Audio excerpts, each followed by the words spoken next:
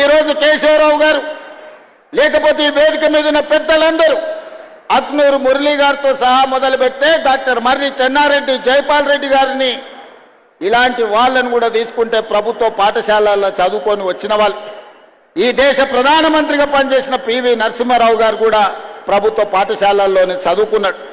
అందుకే విద్యార్థులారా, ప్రభుత్వ పాఠశాలల్లో చదువుకుంటే చిన్నతనం కాదు, ప్రభుత్వ పాఠశాలల్లో చదువుకుంటే ఐఏఎస్లు ఐపీఎస్లే కాదు, ఈ దేశానికి ప్రధానమంత్రి కావచ్చు, తెలంగాణ రాష్ట్రానికి ముఖ్యమంత్రి కావచ్చు అని మీ కళ్ళ ముందరనే ఉదాహరణలు ఉన్నాయి. మీరు చదువుకోండి. మన భవిష్యత్తును ఇంట్లో, భూములో, లేకపోతే ప్రభుత్వం అందించే సంక్షేమ పథకాలు మన భవిష్యత్తును మార్చవు. అవి బ్రతకడానికి మాత్రమే ఉపయోగపడతాయి.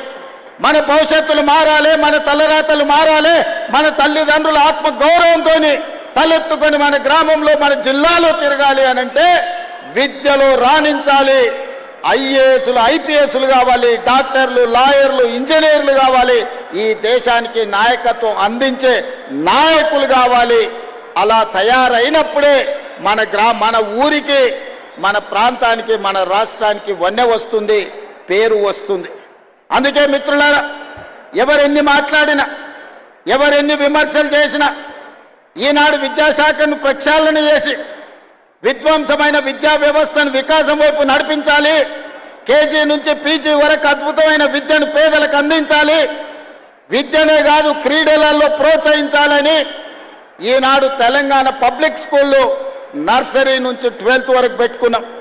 ఇదే కాదు, ఈనాడు young India integrated residential schools ప్రభుత్వమే తెలిసో తెలియకనో ఎస్సీలను ఒక దగ్గర, ఎస్టీలను ఒక దగ్గర, బీసీలను ఒక దగ్గర, మైనారిటీలను ఒక దగ్గర, మిగతా వర్గాలను ఇంకొక దగ్గర హాస్టళ్లు పెట్టి చెప్పకనే కుల విభజన చేస్తున్నారు.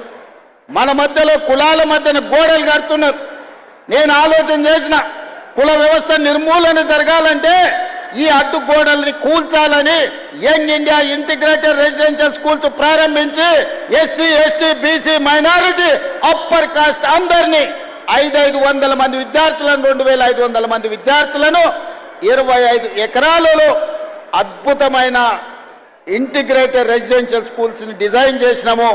ఈరోజు నిర్మాణ దశలో ఉన్నాయి, తొందరలోనే పూర్తయితాయి. ఇలా చదువు ఒక్కటే కాదు, స్కిల్స్ ఉండాలి. ఈనాడు ప్రపంచంలో వైట్ కాలర్ జాబ్లు ఏఐతో పోతున్నాయి. ఈరోజు బ్లూ కాలర్ జాబ్లు సృష్టించాలి అని అంటే శిక్షణ నైపుణ్యం ఉండాలి, వృత్తి నైపుణ్యం ఉండాలి.